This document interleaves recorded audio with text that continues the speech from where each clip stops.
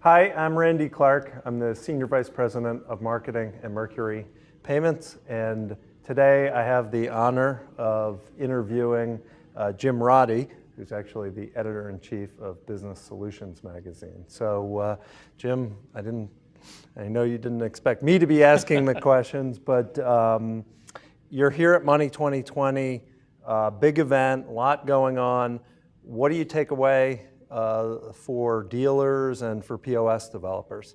Yeah, the biggest thing I can communicate to solution providers is everything's about perspective. And so you think your perspective is dead on and you think you know, but you realize when you come to an event like this, you don't know. And there's just a lot of more details here, a lot of new things that are emerging in the payment space. And so you might think that, well, I'm searching on the internet, I'm keeping up on the news stories of the day. I'm reading articles here and there, but to come to an event like this gives you an even more of a complete picture of what's happening in the payments industry. And so we're seeing a lot of things in terms of alternate payments, and then you have to start thinking, how does a solution provider fit in? How does a VAR fit in? Is that just a commodity play? And the answers I've been hearing here is that it's not a commodity play, that you can have a trusted advisor status, really advising merchants as to what are these up and coming technologies. So my biggest takeaway isn't just one technology in general, but it's the lesson that all reseller executives need to know is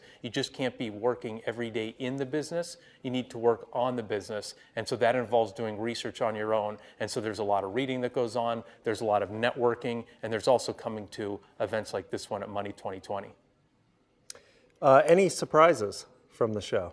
I think a big surprise is I thought a lot of folks here would maybe downplay the role of the trusted advisor and think that everything, you can put a software on an iPad, you can put it on a smartphone. Why do we need a trusted advisor? Merchants are getting smarter every day and they're consumers of technology as well. So they're just going to put an iPad in their business and they're going to be able to roll from there. But when you see all the cutting edge technologies that are here, merchants aren't here to understand that and they're not going to know those things. And not only is it neat and cool technology, it provides real business benefits such as reduced waits, such as additional sales that are being made, such as moving people faster through that. You can skip the lines by ordering in advance. And a lot of these technologies aren't just for the big box or the chains, but that those can be small independent retailers, small independent hospitality providers. They're the ones who can adopt these technologies as well. And the person who's going to bring it to them is the solution provider.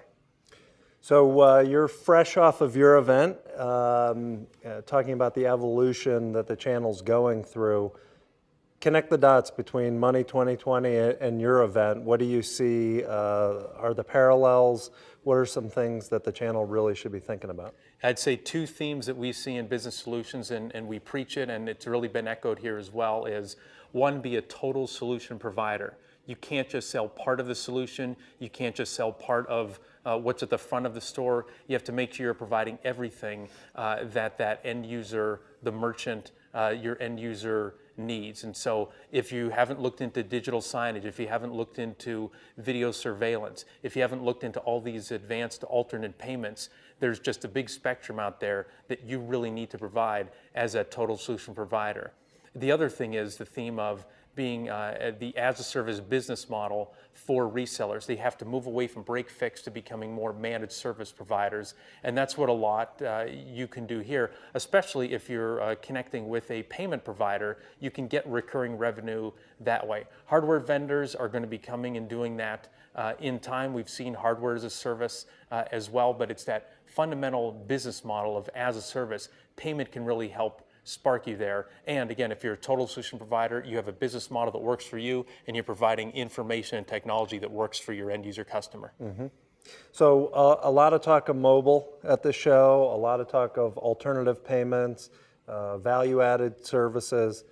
What's your take? Is this pie in the sky, or how close do you think we are to market here, and how ready do you think we are for the channel? Yeah, good question. I've been fortunate to talk with a lot of analysts about this, and it's interesting how they'll take it right down the middle. I haven't heard anybody say, in 6 months, there's radical change is going to be happening. But when you do look back on the past years, you do see that there is rapid change and rapid adoption in certain pockets. And so the solution providers watching this video, you know your market very well, and so you'll know how quickly they can adapt to it. And I'm sure if you cut your customers up into different segments, you will have those early adopters, you will have those laggards. And so that's really what you're going to have is there's not one answer, there's not some wild adoption rate, but it's certainly coming. It's not going to slide backwards. It never has. And so if you haven't adopted all these and added these technologies to your line card, you should at the very least start investigating them and see what's going to work for your customers, because you have to be the person that provides those solutions to them. They're not going to come across these on their own if you're doing your job. But if you wait too long, they will end up coming across and bring it to you. You're not going to be prepared, and they'll be able to get that data from somebody else. Yeah. To that end, as a company that's dependent on the channel and a company that serves the channel, what keeps you up at night? I'd say what keeps me up at night is when I talk with vendors about their biggest frustration or distributors about their biggest frustration. It is the reseller executives who are just doing the same thing week after week, month after month, quarter after quarter. I'm not saying you have to go radically change your business. That's difficult to do, and there's a business fundamental that erratic movement is bad, but I've heard multiple vendors say if you're not shifting to that as a service model, if you don't have recurring revenue in your business, not only will your business, if you would want to sell it, have way less value, but you're not going to have the margins in there. So I think that's the thing that keeps me up at night is that reseller solution providers might be hearing this and think, it's a fad, it's going to pass, it's not that big of a deal. Look how the last X amount of decades have gone for me, and it's fine.